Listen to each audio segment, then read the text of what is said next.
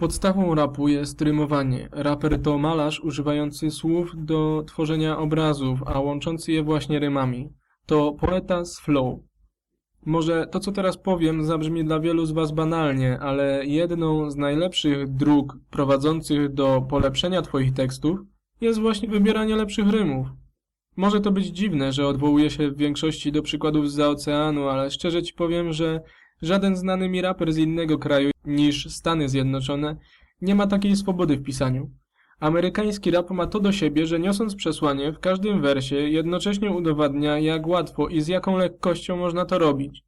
Jednocześnie chcę Wam pokazać, że istnieje świat poza Waszymi ulubionymi raperami, a z tego co wiem, większość słuchaczy rapu obecnie wybiera sobie kilku najbliższych sobie artystów i jakby zamyka swój świat na tylko tych wybranych.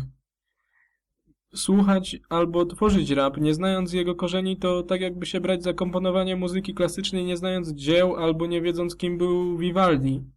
Stąd kolejnym przykładem są słowa Rakima, klasyka, z numeru I Know You Got Soul. Przeczytaj jeszcze raz, a jeśli nie zrozumiesz znaczenia, wrzuć w jakiś translator. To ułatwi pracę. Wybrałem te wersy, bo są najdoskonalszym opisem tego, co to znaczy być raperem. W poszukiwaniu myśli zagłębiasz się w swoim wnętrzu, wsiąkasz w nie, jak tusz wsiąka w papier. Używasz słów, które zamykają cię pomiędzy liniami, jak kraty w celi, dopóki nie dokończysz rymu. Jeśli masz już rym, daje ci on wolność i nieograniczone pole do popisu. To rymowanie pozwala na scenie zawładnąć mikrofonem i sprawić, że tłum będzie szalał. To rymowanie jest podstawą flow. Idąc dalej. Nie rozmawiamy tu o rymowankach w stylu poszła Ola do przedszkola. Nie każdy rym musi być na końcu wersu. Rymy nie muszą mieć porządku, ani nie są ograniczone długością słowa. W sumie w niektórych nadal zajebistych wersach tak naprawdę słowa nie muszą się w ogóle rymować, a tym bardziej nie muszą się rymować idealnie. To właśnie są rymy dalekie. Co różni rymy dalekie od bliskich? Zajrzyjmy do słownika. Rymy bliskie, bogate charakteryzują się nagromadzeniem współbrzmień spółgłoskowych, na przykład piąstką, cząstką. Głębokie, pogłębione, obszar współdźwięczności wychodzi poza granice ustalone przez miejsce akcentowanej samogłoski. Są równocześnie rymami bogatymi, na przykład łabędzie, tak będzie.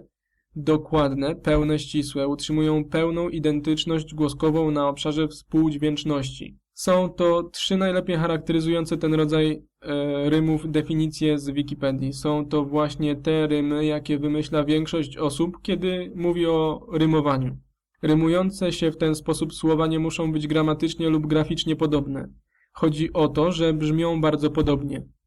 Nie muszą również być podobnej czy nawet tej samej długości. Rymy bliskie działają idealnie w większości sytuacji. Są jednak sytuacje, kiedy starając się płynnie zmieniać rym, uniknąć tak zwanych rymów częstochowskich, oklepanych i nudnych, lub kiedy ten rym staje się zbyt ograniczający dla poruszanego tematu, po prostu trzeba użyć czegoś specjalnego. Z tych powodów raperzy zaczęli używać rymów dalekich. Rymy dalekie, ubogie. Nie posiadają wielu współbrzmień, na przykład te, swe, mi, śni, niedokładne, przybliżone. Nie operują identycznością głosek w obrębie obszarów rymowanych, na przykład domy, mody. Można powiedzieć, że rymy dalekie to takie prawie rymy. Są to słowa, które brzmią podobnie, ale tak naprawdę się nie rymują.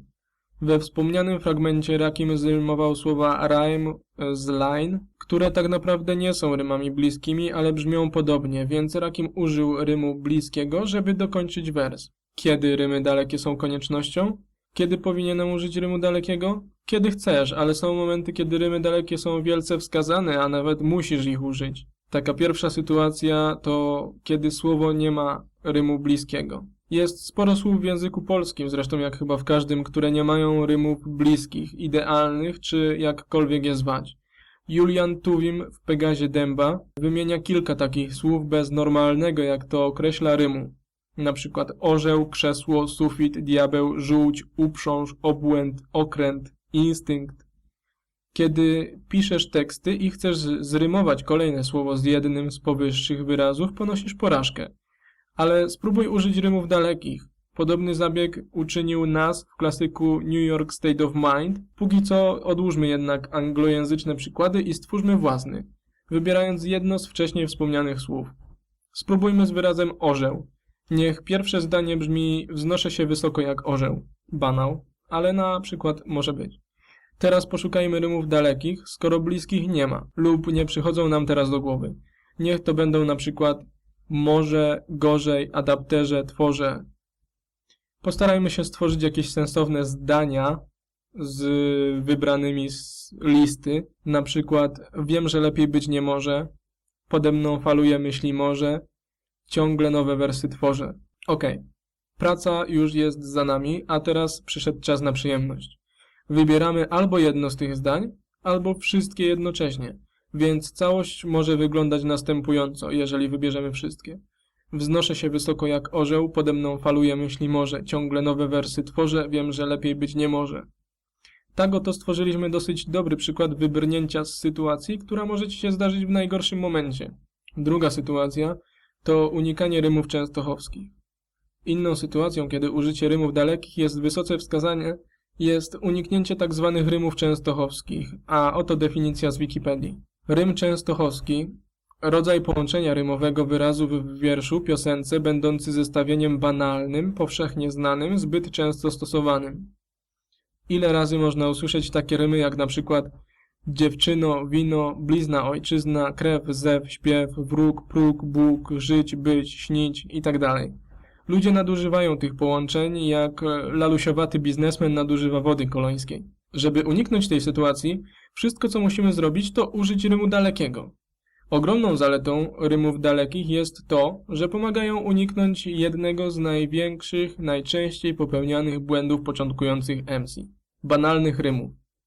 Jeżeli słuchacz jest w stanie przewidzieć to, co powiesz za chwilę, jest to już duży błąd. Znaczy to tyle, że nie jesteś na tyle kreatywny i powtarzasz utarte już rymy, podążasz tymi samymi ścieżkami co większość. Zatem używaj rymów dalekich, żeby wyjść z tych sytuacji obronną ręką. Za przykład niech posłuży kolejny klasyk Tupac Changes. Niektórzy artyści używają rymów dalekich w każdym kolejnym wersie, ale ich flow i sposób wymowy słów powodują, że nawet nie zauważasz, kiedy ich użyli. Tupac w Changes zrymował ask z blast, black ze snatch, negro z hero. To pozwoliło mu na większą swobodę i niejako zdeterminowało zawartość wypowiedzi. Mając większą swobodę, mógł użyć większej ilości słów. Spowodowało to, że wspomniane wersy są innowacyjne i bardziej kreatywne. Zaproponuję Ci teraz dwa zadania. Nie musisz ich w ogóle wykonywać, podobnie jak zadań proponowanych w przyszłości.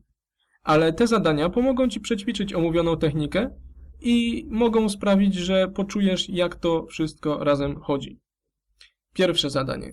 Wróć do sytuacji pierwszej i stwórz kilka własnych przykładów dla podanych słów lub wymyśl własne słowa nieposiadające rymów bliskich albo słów, które rymy bliskie posiadają, ale nie bierz ich pod uwagę. Po prostu skup się na rymach dalekich. Zadanie drugie. Napisz kilka wersów używając tylko i wyłącznie rymów częstochowskich, błahych, banalnych. Mogą to być rymy podane powyżej. Następnie wróć do początku i zamień rymujące się słowa na rymy dalekie, nie zmieniając przekazu wersów. Oceń, jak brzmią zmiany i która opcja jest lepsza.